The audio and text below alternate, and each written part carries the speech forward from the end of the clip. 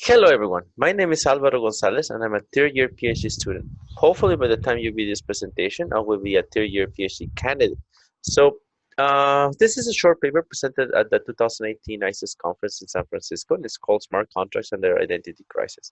My co-authors are Maria Ziganova, which I think you all know, also hopefully a third year PhD candidate also by now, and Dr. Lisa Meek, who is now at Tilburg Institute of Law in the Netherlands, but at the time was a professor specializing in contract law at SMU here in Singapore.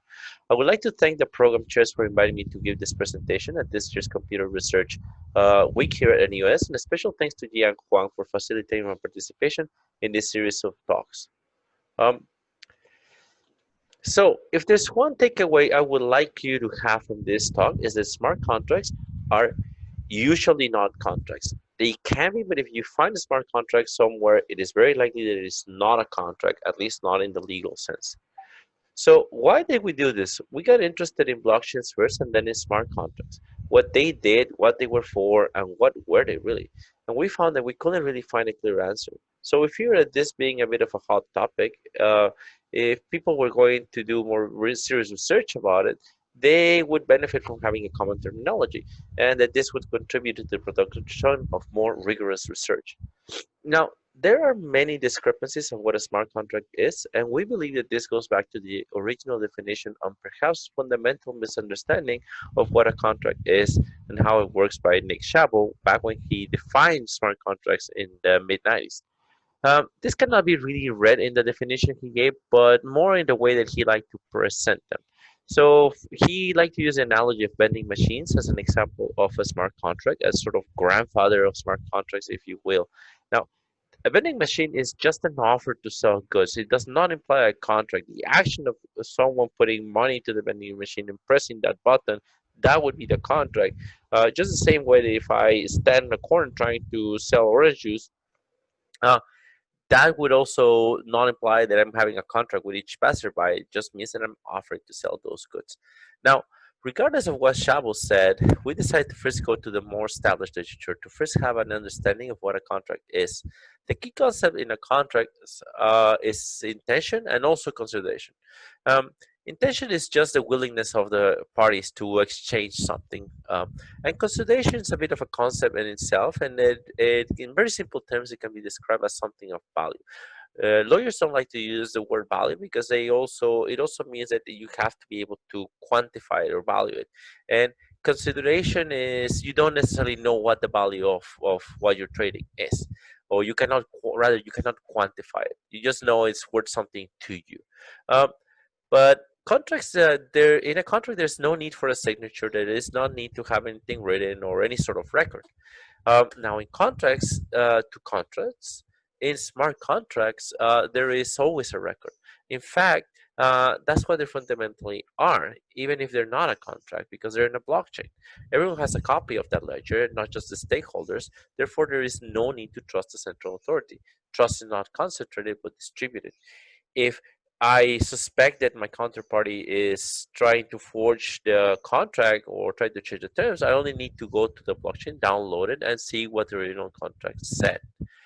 So Szabo regarded enforceability to be one of the main objectives for contract design, but he seemed to associate the term with the delegation of performance to code, not to the ability to ask courts for assistance. Again, in a contract, courts are very rarely involved. In fact, parties in a contract go to great lengths and give many concessions to avoid going to court, as this is an expensive and protracted process where parties don't know where they're going to end up at the end. There is seldom a need for this enforceability, and it is preferred to avoid as it also means a breakdown in the relationship. If we go into how different authors define smart contracts in the computer science literature, we can find various definitions that can be very vague and have little overlap.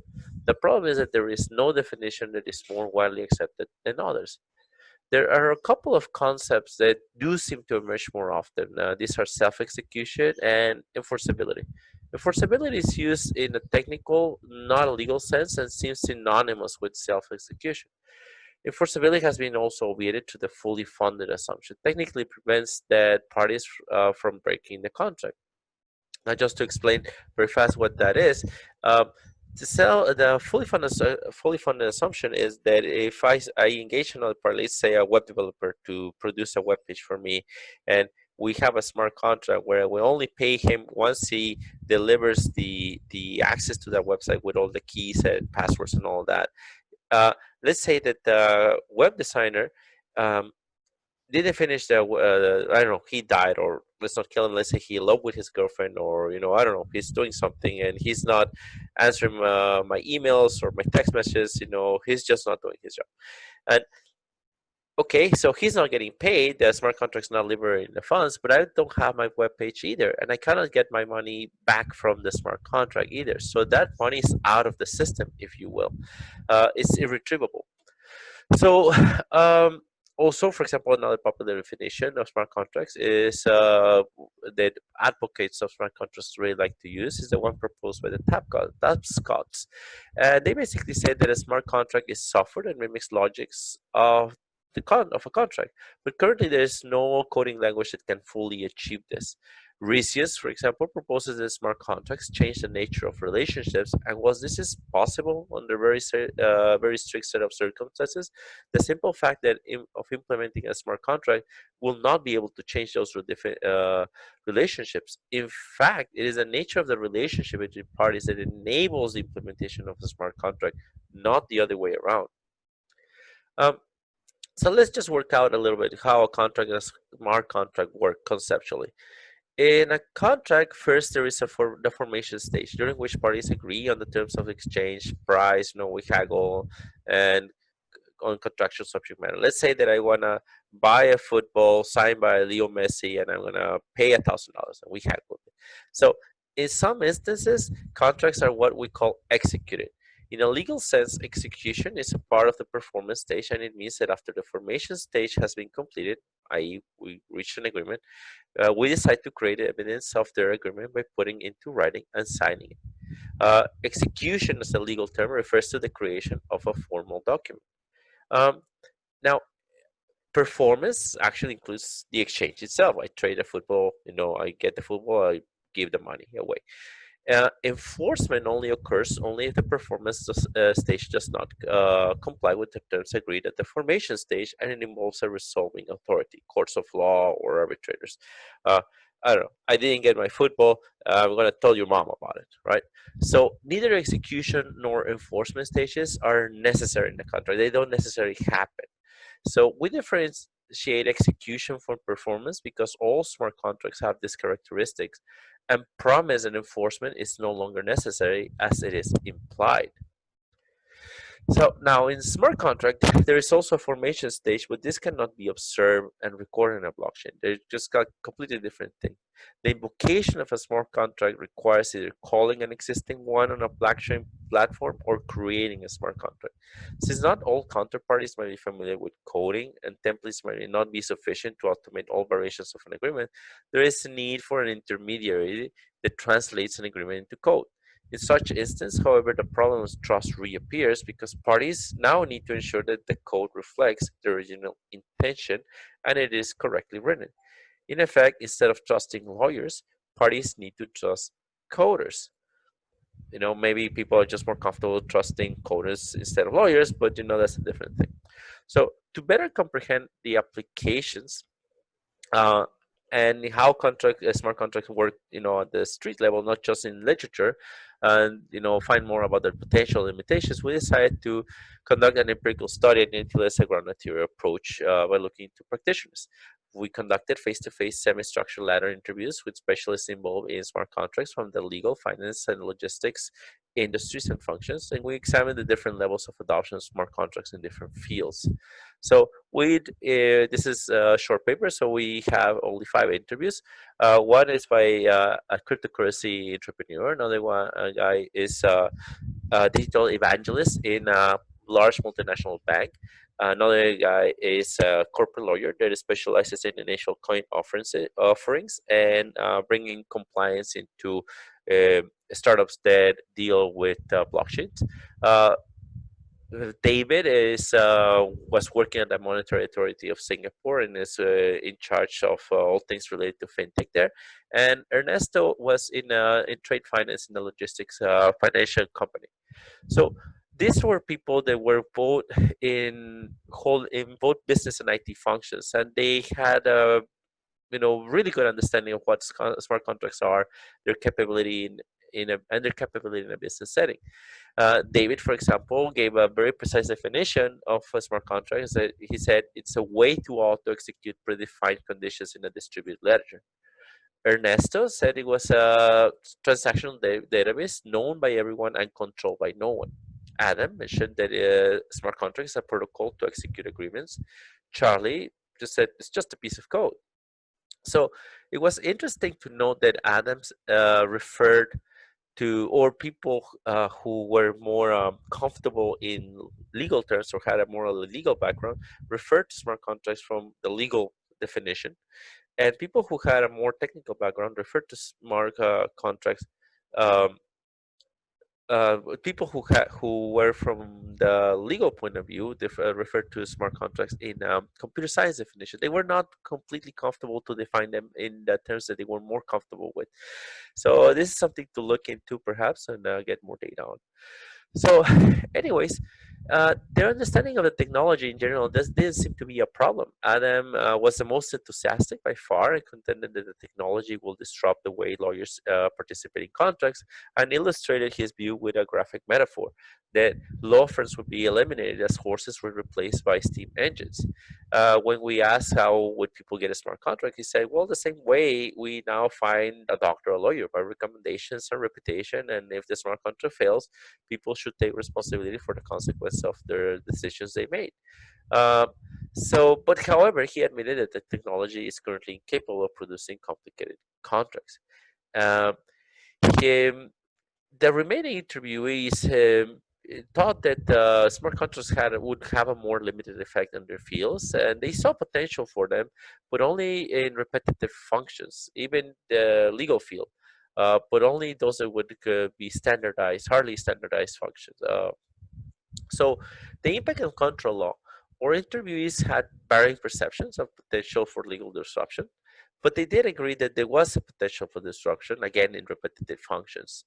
Um, uh, Again, only in highly standardizable nature, and they did express a need for lawyers to remain so they could help establish and maintain the agreements that would underpin the operation of those smart contracts.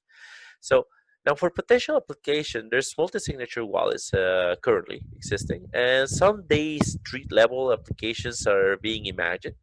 But in this industry, for example, Ernesto Long believed that there was an opportunity for smart contracts in logistics to speed up how information could be transferred and processed. He described that there were large amounts of manual routine work for which smart contracts could facilitate automation. However, at the same time, he described the difficulties in standardizing these processes, jurisdictions, different customizations, and infrastructure, not to mention multiple conflicts of interest. So he also observed that his company added value by being able to adapt. To the changing necessities of their clients, even when their lenders defaulted.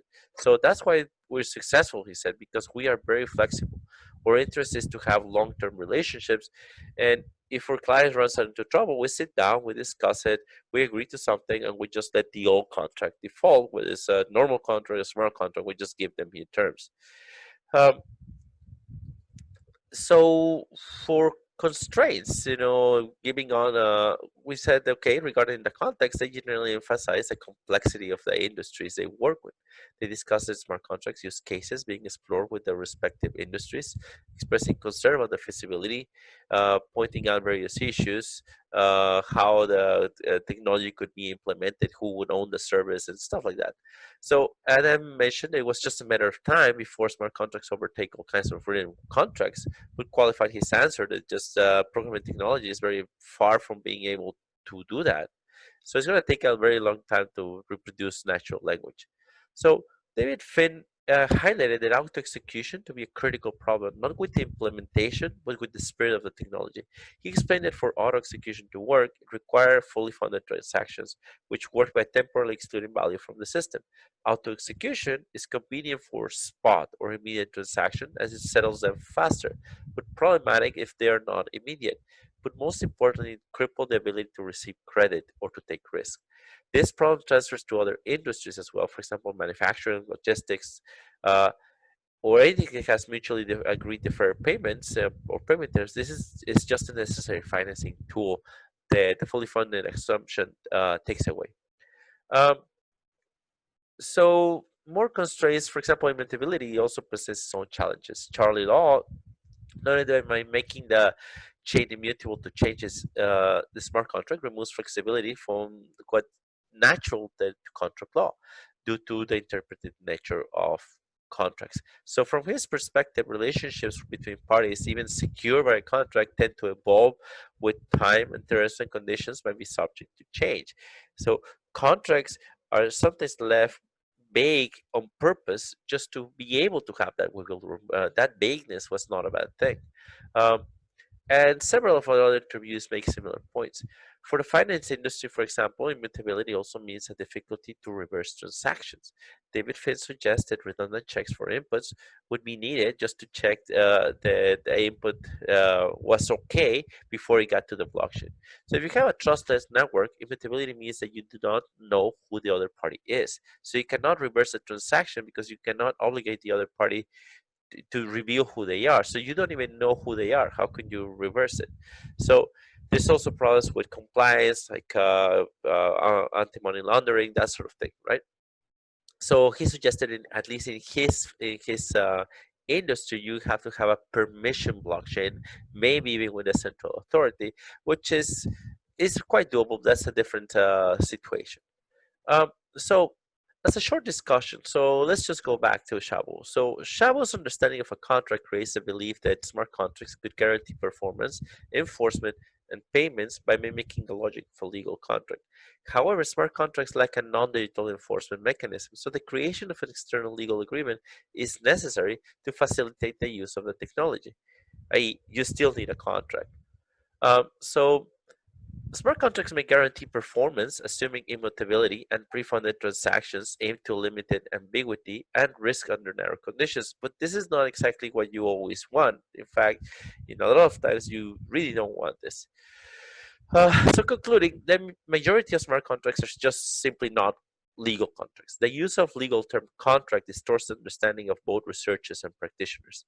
Smart contracts is a program that is specifically stored on a blockchain, and whose inputs and outputs, if any, can also be recorded on the same blockchain. They are applied within a cryptocurrency. In practical terms, is done on Ethereum, and because this crypto has a programming language that facilitates a variety of code much better than any other cryptocurrencies. That language is called Solidity. What is usually meant as a transaction in a smart contract is not the exchange of value in the legal term, but it is rather a transaction in the database meaning of the word. Um, we identify the smart contracts assume a desire for riskless transaction, and this gets solved through the fully funded immutable transactions. However, not only is this type of riskless approach only possible with digital assets, but it's also undesirable in many business contexts. Um, Smart contracts automate execution of transactions best aim for standardized unambiguous conditions. The smart contracts also do not meet the needs of, for example, industries because they do not have a mechanism to handle the varying requirements of different stakeholders. So to the best of our knowledge, this multi-contextuality is not adequately considered in the IS literature. Nonetheless, it's a real barrier for the implementation of smart contracts through a public decentralized chain. Uh, and so far, there's nothing a smart contract can do better than current existing proven technology can do. So there is no, to this day, there's no use case where say smart contract is the best solution to this problem. Finally, possible future work. Well, we can gather more data to bring more robustness to our conclusions. Uh, we can also look into the perception that the implementation of blockchains and smart contracts could be capable of turning a transaction riskless. So that's the presentation. Thank you for attention, and we'll have some questions now.